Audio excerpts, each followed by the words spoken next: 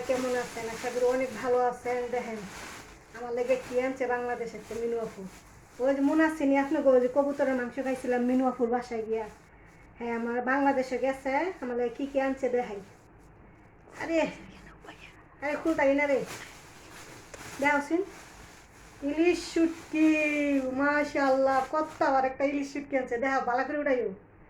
ইলিশ শুটকি আনছে, একটা সেনাসুরের প্যাকেট আনছে, সর্ষের তেলে বোতল, পান আনছে, সুবারি জর্দা চুন আনছে। এটা কি আনছে? শুকনো মরিচ আনছে, দিমু আর লাগামু। আমার তো সবচেয়ে ভালো লাগছে ইলিশ শুটকিটা, খুব প্রিয় আমার ফেভারিট একটা জিনিস।